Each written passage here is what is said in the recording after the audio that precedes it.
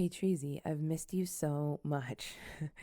um, I sat down to do this podcast last week and felt super nauseous. I'm gonna play the clip that I recorded in an effort to record the podcast, but pretty soon I was like, yeah, this is not happening.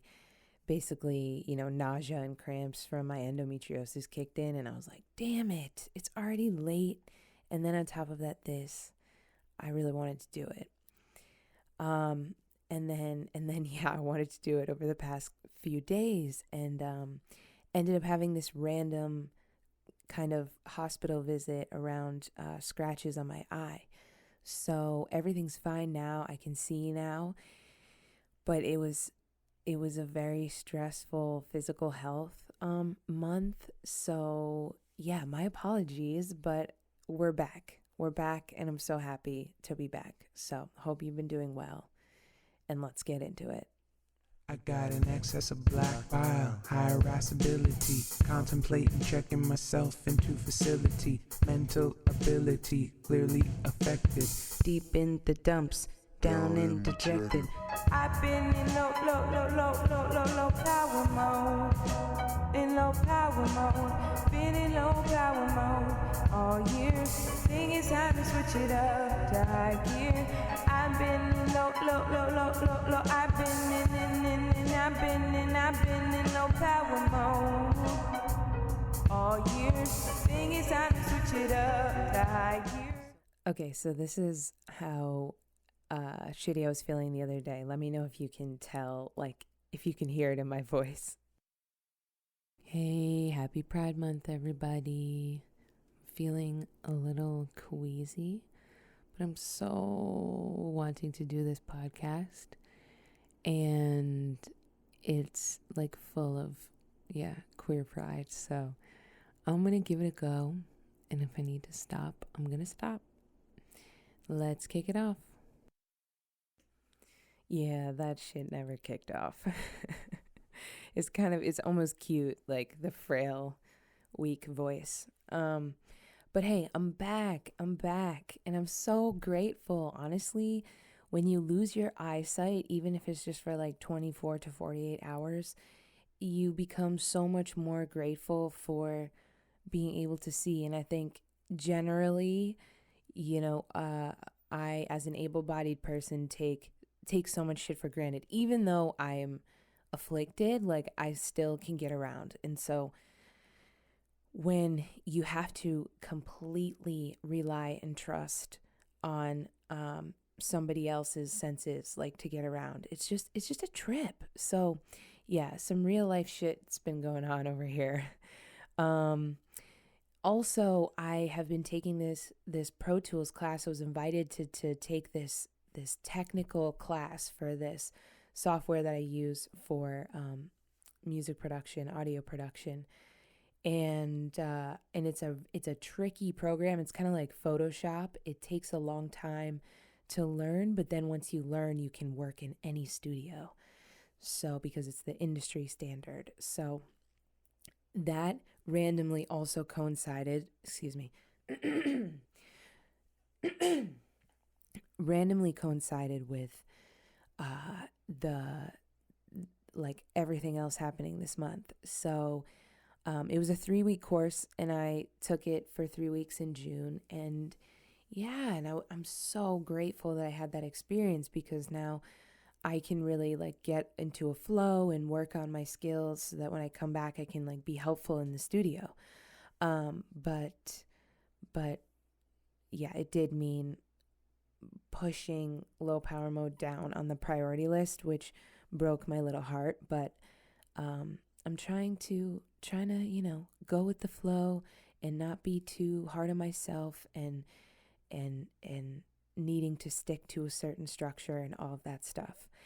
And it's the summer, and I feel like people are also busier during the summer and all that shit. So let me know what you think. Let me know if you're like, no, I need 4 podcasts every month. Like, that's what I pay for, and that is what I need.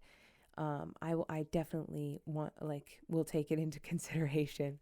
But also, realistically, I think coming down to maybe 2 or 3 per month during the 2 months that I'll be in Berlin is a more practical goal. So that's my update on why I've been MIA and on the future of the summer for the podcast. But I'm also super excited about what I have coming up this summer, shows wise, merch, like this sort of stuff. So I'm definitely going to be sharing with y'all about that. Okay, so for music, I want to kick it off. Let's do it. Music.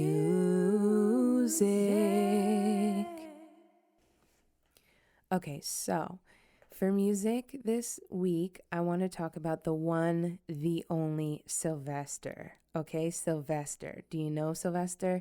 You probably know Sylvester without knowing that you know Sylvester if you feel like you don't know Sylvester. But talk about a queer icon. Talk about just living in the future, way ahead of their time. You know what I mean? So Sylvester was born Sylvester James, and essentially like many queer black kids in the South, left home, or not the South, I'm sorry, grew up in South Central in a religious community, church community. So, at 15, left the church, left home shortly after that, to go live with friends and grandma. And, but Sylvester eventually made their way to San Francisco. And what I think is remarkable about this person is that they were non-binary before non-binary was a word that we were using. And so, yeah, I'm going to use they, them pronouns. I think like he and she also work too in a way, but I think there was something about Sylvester being like super cool with people calling them she, or like, oh, I thought you were a lady, and Sylvester would be like, that's that like nothing wrong with that, something like this. So just so interesting.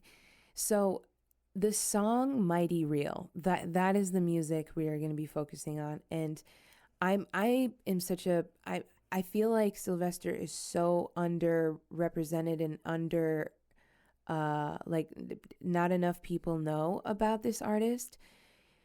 So for film, I chose a short documentary about Sylvester. So this is a very Sylvester heavy episode, but I, especially being in the Bay Area, feel compelled as a Black non-binary person as well to talk about this artist. So Mighty Real, if you're not familiar, it's like, you make me feel mighty real.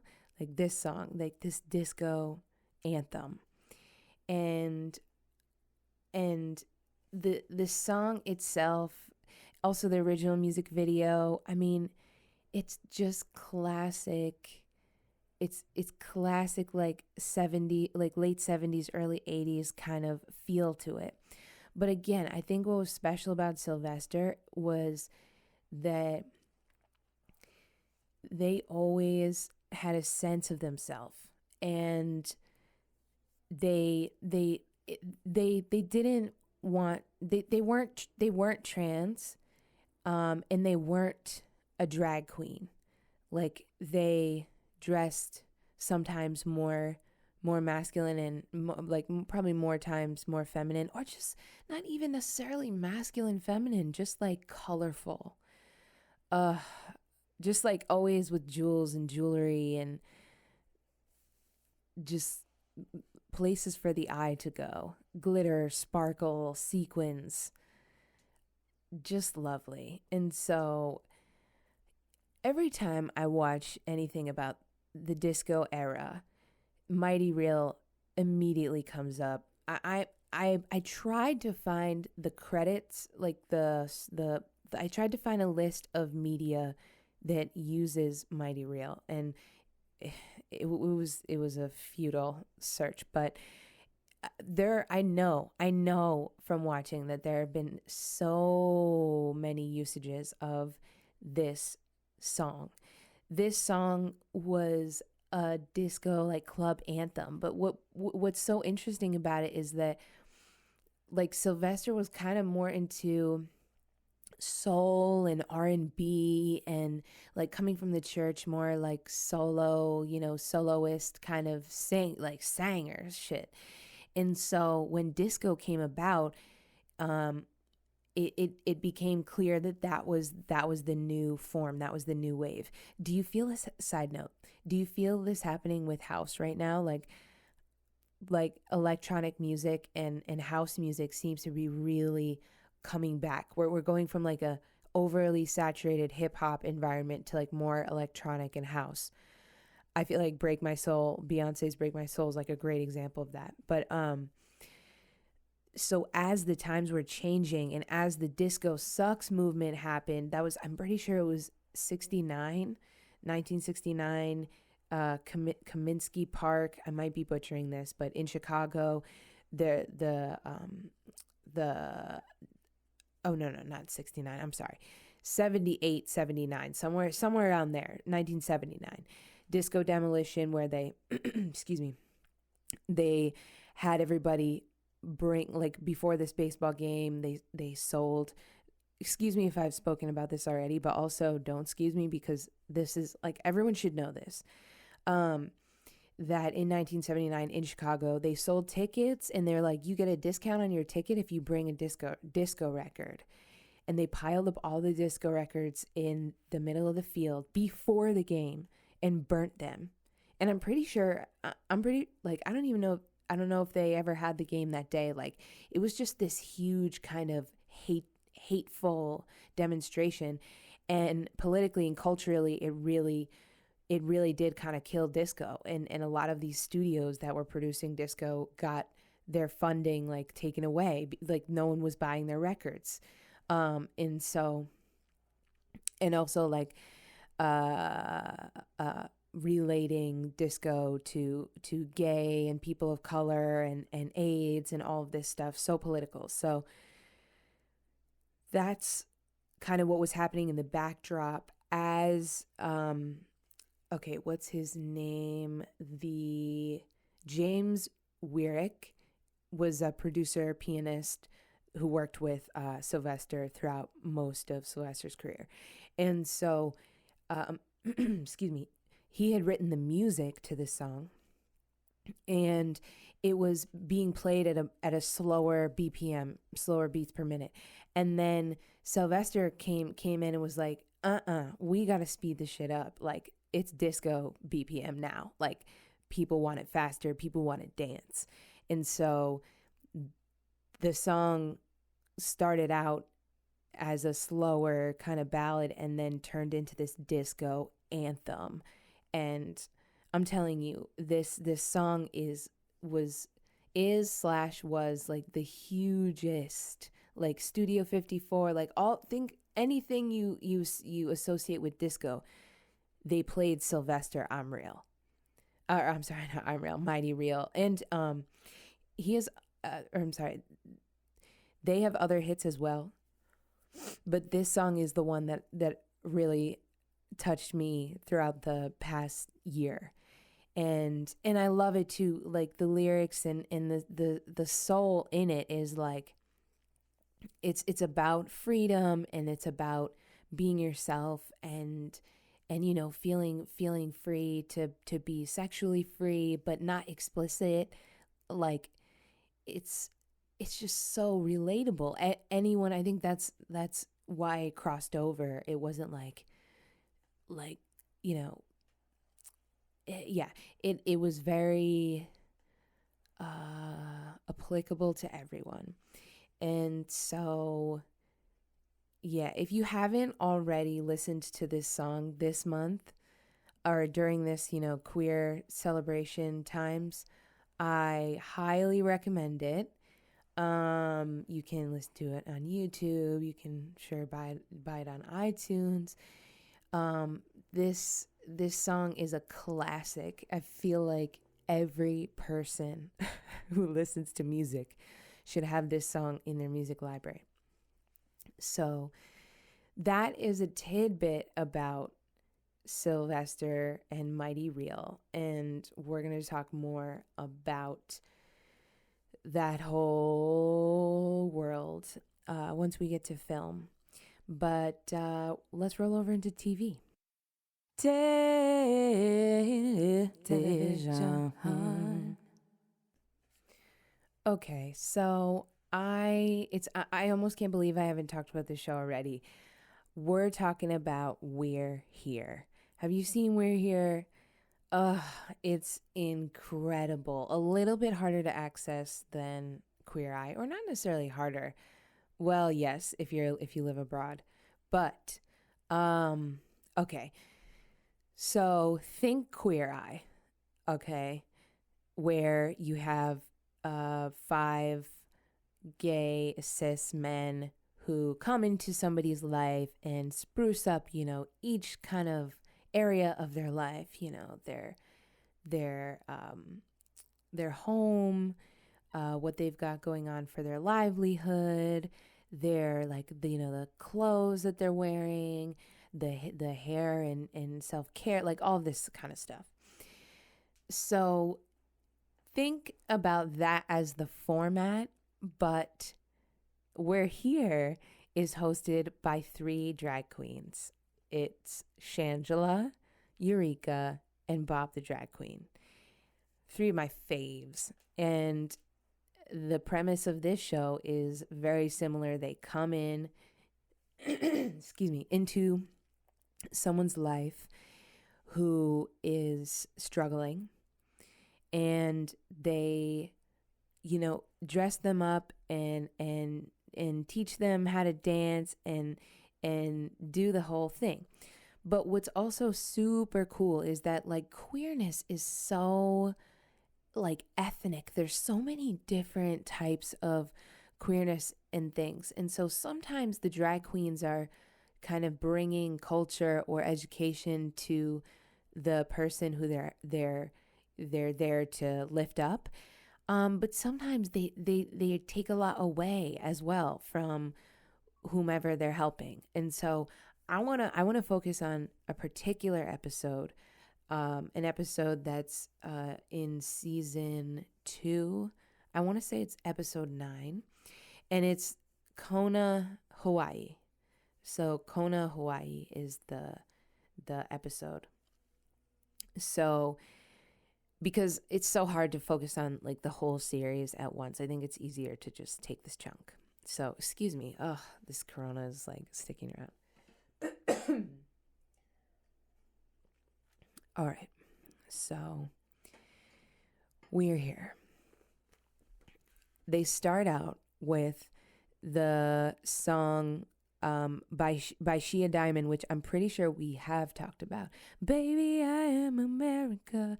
Oh, so good. Such a great song. I think the song is also called We're Here.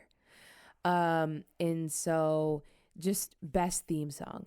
And then to start every episode, they'll have each of the 3 drag queens, Bob, Shangela, and Eureka, have these looks that kind of match the town that they're in. Sometimes Queer Eye will stay in the same general region, whereas We're Here is drastically different small towns. And that's another thing. They're not in New York or LA. They are in very small towns or places where there is not huge gay culture or queer culture, or as we know it, as we know it. So the 3 of them will show up in whatever look. For this Hawaii episode, they did it was they were underwater, and then they emerged from the water in these sea creature looks. So fun. And then they come out and they walk around the town. They do this every time.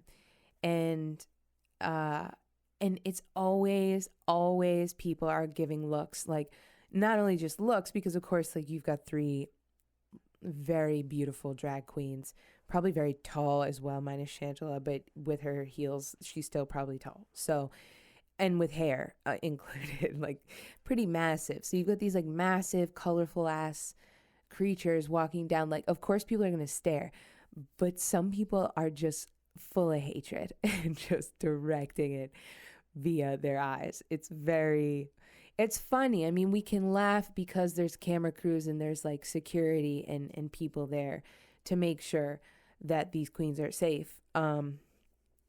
But I don't know. I love how, like, it's just so in your face about how active it is combating what people think, or not caring about it. So they walk through town, they get these negative reactions, and then they kind of introduce you to each person. They'll do like 3 people each episode. So I loved how in this episode, because it was focused in Kona, Hawaii, they used a lot of Hawaiian, like the native language. Everyone who they focused on like used these words, and it really touched my heart. It was like, wow, I love how with language you automatically get a different sense and perspective with like what a culture is about. So there were 3 people focused on this episode. Keikoa, who was a gay cis male and had done drag before, but had only done it under the influence and had gone to rehab, like had cleaned up and gotten sober, and was kind of like scared to do drag again. So that was their story. That was Keiko's storyline. There was Jacqueline, who was she appeared to be white cis female, but her orientation was bi, and there was like a big inner struggle with her being able to even like talk about it or say that she was bisexual. So that was kind of her storyline. And then there was Lanakila, and this person was like, when we were introduced to him, he was out in the garden. He was talking about all these beautiful principles about like how the land used to be so luscious, and then there's corruption from Western culture, and how you have to like give back to the land, and so there's this. He also they were like sending up trucks to like destroy some part of this mountain, and he ran up the mountain like a ridiculous amount of miles and like straight up this mountain to stop this truck from doing it. Like, just a hero, just like an everyday hero. And so it's great because these people that all like they all contribute to society so much in what they do and what their hobbies are and what they do for work, what their sense of community. But everyone can benefit from putting on a wig, slapping on some makeup, squishing into an outfit, and just, having a ball on stage. I think everyone can benefit from that. And so it's so beautiful, this show. And so the rhythm of it is great. We get introduced to everyone, and each drag queen is assigned to a person. So Eureka's with Keikoa, Bob the drag queen is with Lanakila, and Shangela is with Jacqueline. And so then they do like the dance rehearsals and this sort of thing. But in this particular episode, they talked a lot about hula. And like, I wanted to share this because I thought this was so interesting. Again, some of the words that they used, like, so for instance, they say mahu is used as a slur, but it's meant to mean that you're born male but identify as female. And mahua means that you have like a foot in both worlds, so that you're both essentially. male and female. And they also use these words. Oh, hapa meant mixed or half. You know, like if you have one parent who's Hawaiian and one parent who's like white or something like this. They use this word kuleana, which means responsibility. They use the word kama, which meant next generation. I mean, it was so beautiful to hear, because it's not just the words, it's the ideas. You know, we don't talk as a culture about our kuleana, about our responsibility. We don't. We don't. We charge each other with being responsible for things, but we don't talk about our cultural responsibility to one another, to our I don't know. I don't think it's as much part of the conversation. So I really love this episode for that. So getting back to the hula, they said that the hula was considered a hermaphroditic art. And I had no idea about this. And that mahu used to be considered normal, even elevated. And so I loved that that they had this scene of where they all met on the beach, and there was like a drummer, and they were all doing hula, and they showed, you know, the ones whose land and culture it is, they showed the drag queens how to do the hula. And so you see them all doing it at sunset, and you see them understanding the significance of it. And I loved that exchange, because you know, it, with a reality TV show going into a place and da da da, you know, it can be a little transactional, but I felt like, wow, I bet these queens are getting as much from this experience as that, because to think about a culture that has space for queerness, you know, ours, you know, yeah. So there's that. So then after this kind of like preparation thing, they have meetings with the designers about what the makeup's gonna look like, what they want to wear, trying on a corset. It's so fun. And the drag queens were teaching the Hawaiians about like drag culture terms like boots the house down and and stupid stuff. It was very funny. And then at the very end, they have a show, of course. And so it's really fun. Everyone shows up. Everyone's giddy and excited. And they get into their makeup, their hair, their drag, all of it. And they do this great show. Again, in this one, it was so cool because they had the traditional dancers starting the show off. And it really felt like, it didn't feel like this produced thing from America, like from America. I mean, Hawaiian is technically part of the States, but it didn't feel too Hollywood. It felt like, wow, this is so sweet and great. And what a great opportunity for the community, because you may have little pockets here and there, but to have an opportunity to go to a space where you know there's going to be other queer people, and it's not about like alcohol or drugs, or, you know, it's about like connecting. And so they do this, and then they each of them, you know, like comes out and does a dance and like a lip sync and does it with the queen, and it's so much fun. Everyone eats it up. And then afterwards, the queen will ask them on stage, you know, like, how has this experience been for you? And it's just so heartening, because the queer community, you know, we don't get much. We really don't. There's so much that's taken away. And I think that you know, Queer Eye's cute. It's like helping straight men or straight women, and like, or not. It's been more gender diverse, but the level of beaten down people can get within the queer community can be so disheartening. And yeah, the first time I watched We're Here all the way through, like I cried every single episode. Now, because I'm doing a little bit better mental health wise, I think I've made it through a little bit better when rewatching this episode. But man, do I identify. So yeah, We're Here.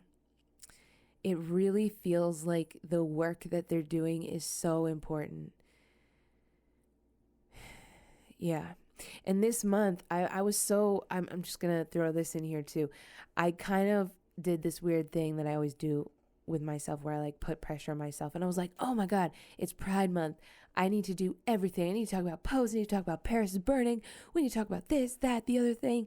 I need to educate people. And then it was like,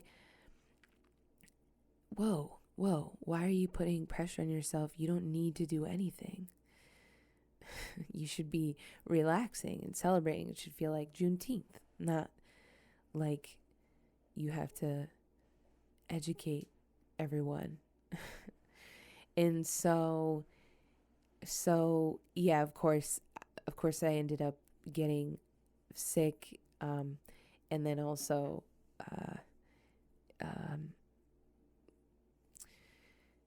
having this issue with my eye and not being able to see. And so yeah, I had these challenges this month, but watching We're Here really brought it back for me. And it was like, sometimes just existing, just making it through, just getting it from one day to the next, without like completely self-destructing is an achievement within our communities. So yeah, shout out to the show. I believe so hard in the work that Bob, Shangela, and Eureka are doing. And yeah, the show has meant so much to me. And so I can't recommend it enough. That's going to conclude our TV section, and we're going to move on to film and talk more about Sylvester. Movies. Film. Okay, so I am absolutely going to include the link to this. This is a documentary that is 15 minutes long on YouTube, so everyone has access, and it's called Love Me Like You Should, The Brave and Bold Sylvester. Love me like you should. It's a line from Mighty Real. Okay, so I'm just going to read my notes and kind of like recall my memories from watching the documentary, and just inform you about Sylvester, because I'm such a huge fan of this person. I think Sylvester and Storme de la Vavier, I need to work on the pronunciation. We're going to talk about Storme at some point, but there's some of my favorite like early non-binary folks in the queer movement in the States. So, okay, here we go. The doc starts out with like this little snippet of Sylvester being like, I have some, I want to talk to you about some photos and designs for a show. And it's just like, wow, I'm getting this energy of that creator energy, that alchemy, magician energy, where it's just like, just give me a little bit of, materials and I will whip you up something fabulous. And so, once again, Sylvester James, born Sylvester James, apparently, their mother was fabulous, like just a very well-dressed, beautiful woman. And they grew up in South Central LA. He has a sister named Bernadette Baldwin. She mentioned that they had an extravagant grandmother. So like they had this air of extravagance in the family and the women in the family. They mentioned that he would be singing high. That's kind of what they called his voice and how he would sing. Essentially like a prince, or like anyone who would kind of get up into those high notes, that falsetto. Apparently he was close with his mother up until, leaving the home at 15. I remember there was something in there about his mother saying, like, you're dressed like a girl or something, and and Sylvester was like, I know. And his mother was like, you're strange. And he was like, I'm not strange, I'm Sylvester. Something like this, like just such a strong sense of self. So eventually they moved to San Francisco, and they felt much more at home there. They were invited to join the Cockettes, an underground group of gay hippies who did these performances. And they said all Sylvester wanted to do was the solo act at the end, where they would just sing a song and look fabulous. And so in 1971, Sylvester wanted to be a separate act. So they found James Wyrick, this producer, pianist who I mentioned before, who seems very sweet and like a person you want to be in a band with, or the music industry.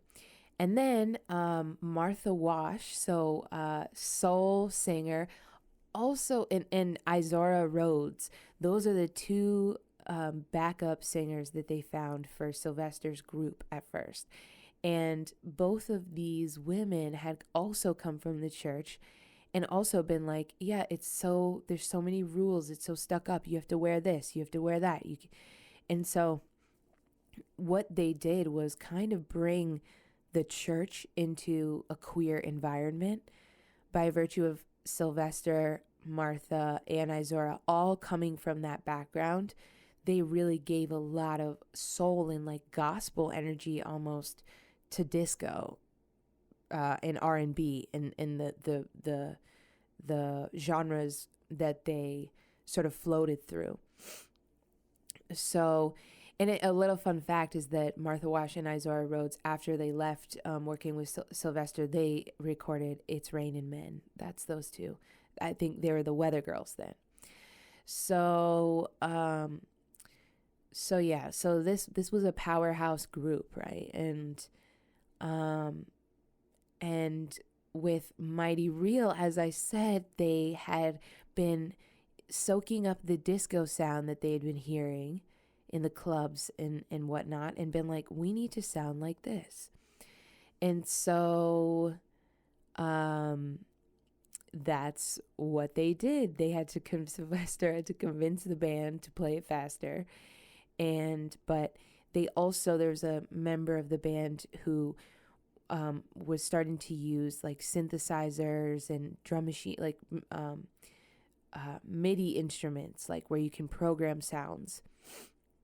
So this musician brought in this layered synth sound that you hear in Mighty Real, and that was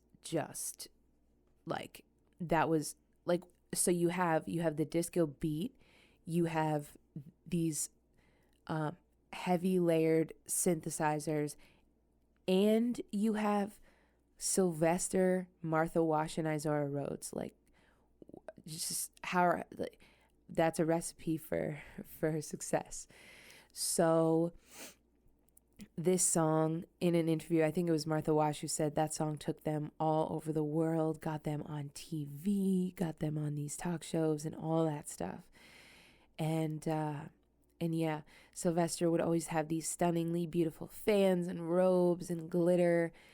And here's this gender fluid Black man in the mainstream. In this documentary, they have they interview Billy Porter, and he talks about, like, you have not seen a Black man who is non-binary or gender fluid in the mainstream since Sylvester, and you had not seen one before. Now, I would say Lil Nas X would be like the closest thing, but Lil Nas X, I would argue, is gay, like a gay cis man, whereas what we're talking about, like, that's queer sexuality, but what we're talking about, like, genderqueer. And so the fact that Sylvester broke through is just incredible. I think Bowie at some point did a show with Sylvester and said, San Francisco doesn't need doesn't need me anymore. They've got Sylvester. So he was like this they were like this folk hero in San Francisco. And let's see, what else we got. Oh yeah. So something else that was super special that happened was they had Sylvester play the San Francisco Opera House. And it was the very first disco act that was played with a symphony. Okay. And so here's this special ass show. I can't even imagine. Like, this is so up my alley. I just can't even imagine. But so, okay. And then midway through the show, this politician or someone in politics, Harry Britt, gave Sylvester keys to the city and declared Sylvester Day. Okay. So that is the level of love that the city had for this individual. It's just astounding. Like, it's so beautiful. I just love that. It's so rare to have that kind of relationship, an artist have that kind of relationship with the city, and it's so inspiring. A queer artist, you know what I mean? Because we've seen people be given keys to the city because of their artistic achievements, but we're talking queer, black, gender queer. Wow. Apparently Sylvester was tight with Harvey Milk. And yeah, and I think after the disco sucks, or the demolition of the disco demolition happened, you know, that event in Comiskey Park in Chicago, as I said, there was this like dip in the demand for disco. And so yeah, I think it was tough. It was a tough go after that, and I don't know that Sylvester was like super successful, but kept making music, definitely kept making music. And then so fucked up, but like many queer heroes that we've lost too soon, you know. Sylvester also we lost from the AIDS epidemic. And so they said the San Francisco Pride actually was one of the last public appearances that Sylvester had.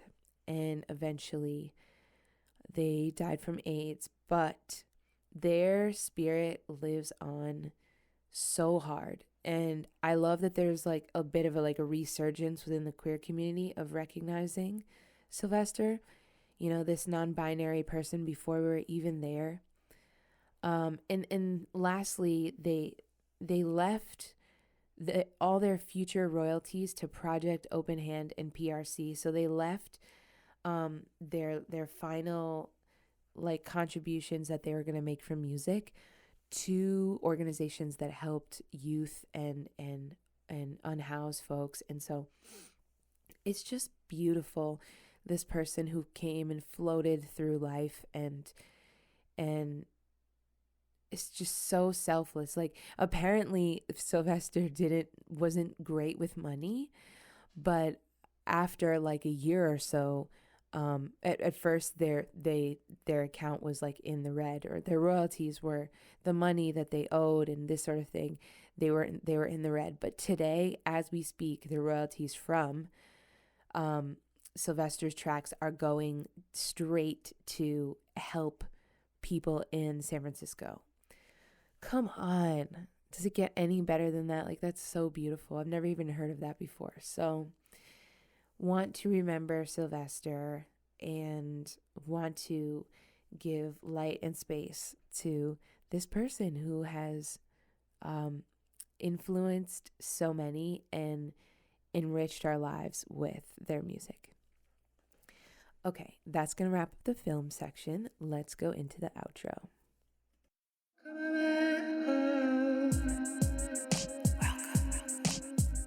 Hey, listen, sometimes you gotta check in with yourself. Check in with yourself. Okay, so I feel like I kind of already spoke to a lot of the stuff that's been going on with me kind of throughout the episode. It's been tough, you know? It's been tough. I fly to Berlin tomorrow. I'm so excited. Me and my mom are so excited. We are just so looking forward to being in Germany. I try not to be too much of a hater, but like being in the States is heavy. It's so fucking heavy. So I am so excited to be in Berlin. It feels like we get to escape for real, but it also feels like I get to come back home and be with my community and the people who fuck with me and who have fucked with me and who lift me up and make me feel of worth. I think there's just something about the States here. And I don't know if any of y'all listen to the read, but recently Kid Fury announced that that he was taking a break due to mental health reasons. And, you know, as a black gay man, like I get it. I get it. Like, shit is tough. Shit is so crazy. And politically here, they overturned Roe v. Wade. They, you know, they're saying gay marriage is next. I know that everywhere it's fucked up. Like, I know that in Turkey they arrested like 200 people for just having a queer pride. I know that things, you know, that we have a lot of privilege and like quote unquote rights here in the States, but oh man, I don't know. It's just this undercurrent of fear. And for instance, at San Francisco Pride, I went to Dolores Park on Saturday and it was great. There were a ton of people, and then I heard on Sunday, the day of the big parade, that that someone was macing people in the audience, and then fights were breaking out and people were running and people didn't know why or where, what was happening. And the culture of fear here is so strong right now, especially for people of color, for marginalized folks, queer folks, migrant folks. You know, it's really intense. And so I'm really looking forward to coming to Berlin. I also, during this class, had the opportunity to, you know, in our last week, it's like make a song. And so I made this song and I want to share it with you. And so I'm going to put it in here. Or actually, maybe I'll upload it as like a separate thing. So I'll upload it as a separate thing. It's just a demo, so it's like not at all finished, but the theme is there. But I'm really happy about this song. It's called Queer POC, and it's kind of like a dancey tune. So yeah, it's kind of like I try to make music that responds to the negativity and the hopelessness and the shit that weighs us down. I try to come back with something in my music. So hopefully I've done that with this song. And shout out to all of my people who identify as queer, who identify as people of color or both, people who just are people who are allies to communities that are struggling, and let us, you know, try to focus on our joy and not get too bogged down by what's going on around us, and also let us be safe. Okay, that's all I have for this week. Sending so much love and see you in Berlin. I've been in low power mode. In low power mode. Been in low power mode switch it up to high gear. I've been in low, low, low, low, low, low. I've been I've been in low power mode all year. Think it's time to switch it up to high gear.